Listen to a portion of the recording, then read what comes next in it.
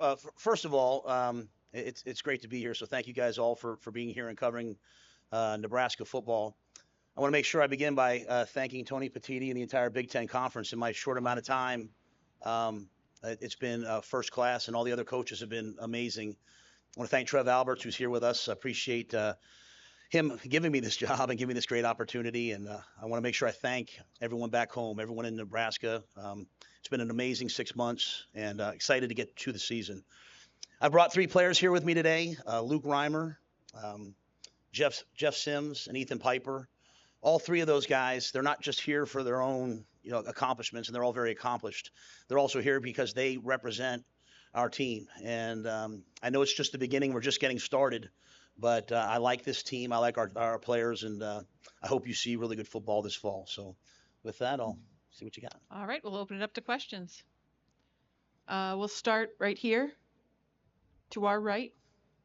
Yep. Coach Bill Bender, Sporting News. Week 2, you guys obviously played Colorado. They were in the news yesterday. Huge old school rivalry. I mean, what do you know about that game, and what have you heard about that game since you've come to Nebraska? Well, if you know me, you know that I love college football. I'm a college football junkie. And so I remember the great days, Coach Osborne versus, Coach McCartney, Rashawn Salam, all the great players that played there.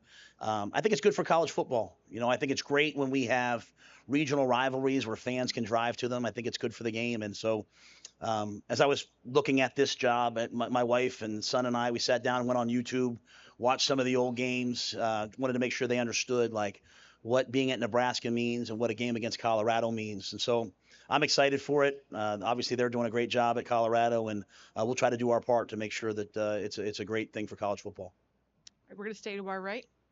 Dustin Schutte, Indiana Sports Beat. Matt, now that you're at Nebraska, I got to ask this question. Are you a chili and cinnamon rolls guy? Yeah, I had never heard of it before, and I was a little scared when I first heard it.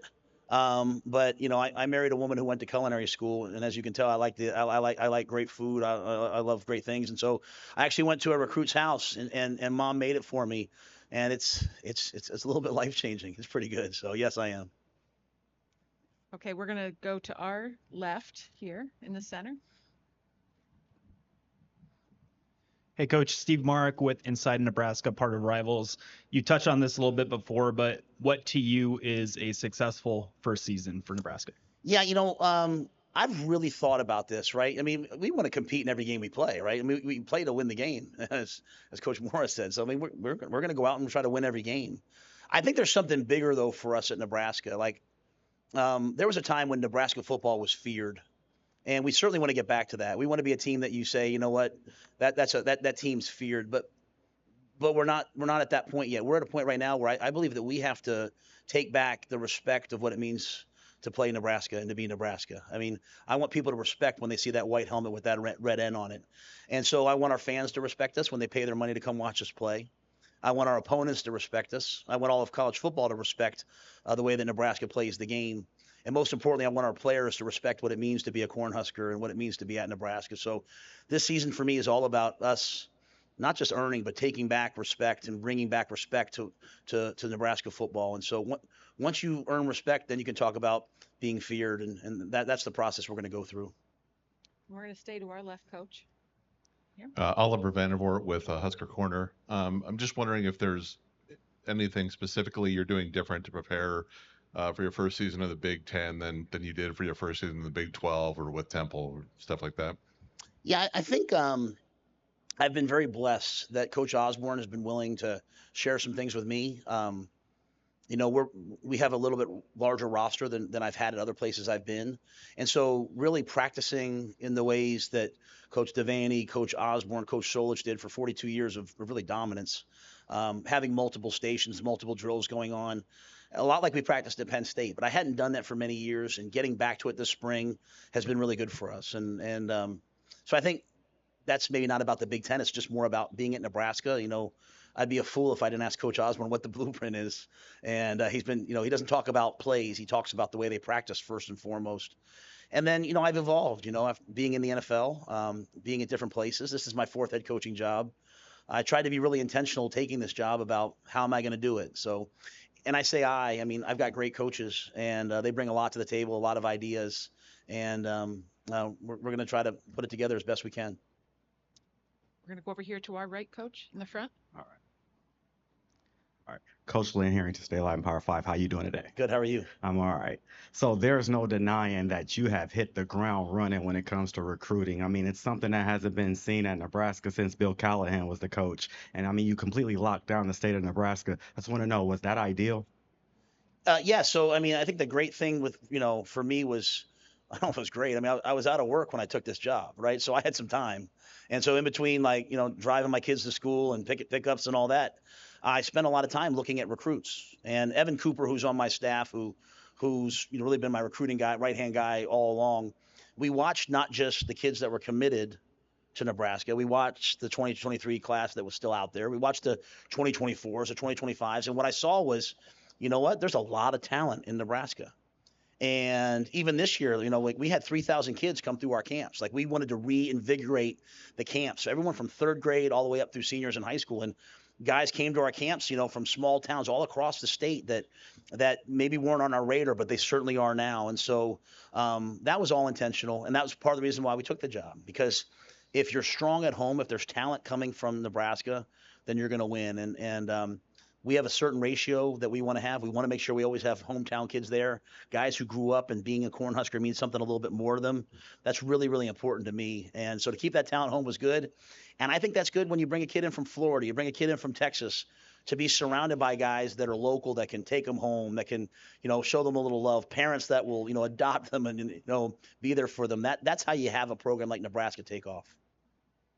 We're going to go to our left and back. Yep, go ahead.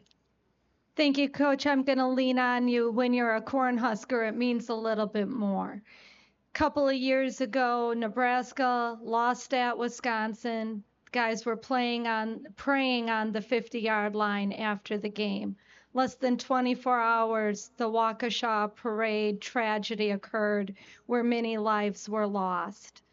We give a lot of credit at Wisconsin just seeing your guys there on the field praying less than 24 hours before that happened. As a coach, how are you going to continue to build that culture and that climate that I think your team is really known for throughout the Big Ten? Well, I think our program, our entire program, is built on really one purpose. We have a mission that we want to be the best team in college football and the best program in college football and the way that we do everything. But really, our purpose and my purpose for taking this job and being in college football is so that young people, when they're 25, 30, 35, 40, that they say, you know what, my life is better because I went to Nebraska, and people might scoff at that, but that's why we do what we do. And so we try to attack each and every day, every single player, in terms of who they are as football players, but who they are as students, and also who they are as people. And young people right now in our society, I mean, there's never been a time where there's been more peril towards our younger generations, right? Coming out of COVID, they're way less resilient. There's way less connections. And so whereas when I grew up, my connections were the Boy Scouts and the high school and the local church and all these things, like kids nowadays are suffering from stress and anxiety and depression. And a lot of it people believe is because they don't have those connections. A lot of kids are just connected to their phones. And so our program, if you watch it, like, we're out in the community all the time. And Gus Felder, our player development guy, does a tremendous job. And we're impacting the community because I want us to have connections to each other, connections to the community. We're a lot of education's online now, but even then we're still doing it in our academic environment, because kids, they can't leave college and not know how to be in a meeting. They can't learn not how to have discourse. They can't not know how to disagree with people and learn how to listen to other people that disagree. Wouldn't the world be a better place if we all knew how to disagree with each other respectfully? So, and then the spiritual component, whatever their worldview is. We have players that are Christian. We have players that are Muslim. We have players that don't maybe believe in anything. Whatever their worldview is, we're there to walk them through that. We're there to be there for them, because who they are as people is way more important than who they are as players. And that might not be popular, and we all want to talk about transfer portals and NIL and all that stuff. That's cool. This group of kids is going to wake up in 10 years, and all that'll be gone, and who they are as people will matter. So that's kind of our purpose, and I appreciate the question. Just a reminder to please identify yourself and your outlet before you ask your question. We're going to stay to our left. Mitch Sherman, The Athletic. Matt, can you speak to the timing of your hire and how it allowed you to impact the program in some immediate ways, particularly as it relates to the building, the facility that you're set to open soon, and what kind of an impact that can have on your players?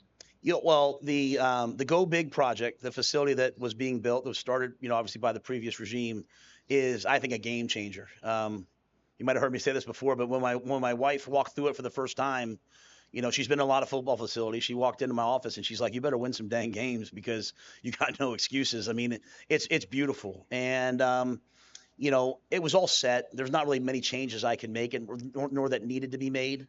I think the one thing is really a focus, not on recruiting, but on player development, right? I didn't want the first thing that you walked in and saw to be like our shoes. I wanted it to be like our mission, our purpose, and so recovery, regeneration, all the things that I've had a chance to be around some of the best athletes in football, and you see the way that they take care of their bodies. Really, Trev's allowed us to, from nutrition to strength and conditioning, sports science, recovery, put the best things in the world in that building so that we can be on the cutting edge and our players can recover and be as healthy as possible. So I'm glad I got there at that time to help do that. Staying to our left. Hey, Coach, Aaron Sorensen with Hail Varsity. With your experience, I'm over here. With your experience playing in the Big Ten, but now coming back to coach in the Big Ten, can you define Big Ten football? What it was and now what you hope it can be? Well, I think that, when I was coming back to college football, Julie and I were very intentional that we wanted two things, really. We wanted to go somewhere where we wanted to raise our kids, and I can't think of a better place than Lincoln to raise our kids. And then we wanted to be in the Big Ten. I think we have a responsibility as coaches is to prepare our guys, not obviously for life, but also for pro football. And when you watch the way teams play in the Big Ten, the way they play defense, the way they play up front, the schemes that you see, it prepares them for the next level. So I think, you're watching, there's a shift. There's a lot of new coaches. There'll be some more diversity in terms of the offenses. Well, obviously, we're bringing in a 3-3-5 defense that not many teams are running.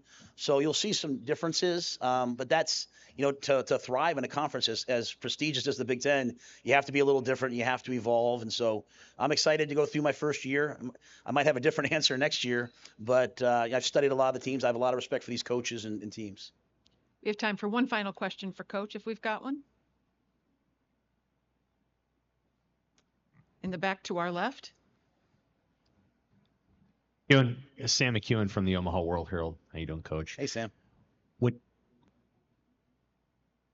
program that is so hungry to win and has been hungry for a long time and used to win, how do you keep the players and the staff and even the fans from getting ahead of themselves? That to me, not letting people get ahead of themselves, that's the whole key. And I'll say it like, what I love about Nebraska is it's literally written on the side of the stadium day by day. Like, that's the key. Like, so we talk about 42 years. It wasn't that we ran the ball, ran option, or played this defense. It was this mindset from Coach Osborne, from Coach Devaney, from Coach Solich. Like, every little detail matters every single day. And so, like, we have to earn the right to even talk about playing Minnesota. Like, we have to go to training camp and we have to every single day be elite in every single area. So that is the whole core of what we try to do.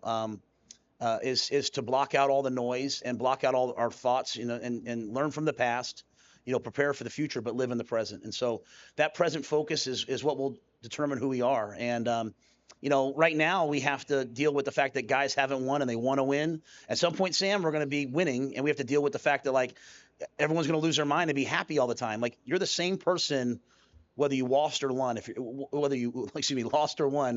you're a good coach and good player. So we want to have that every single day locked in focus of today's all that matters. I really study Coach Belichick a lot, and I had a chance to go up and coach against him in a practice in a preseason game.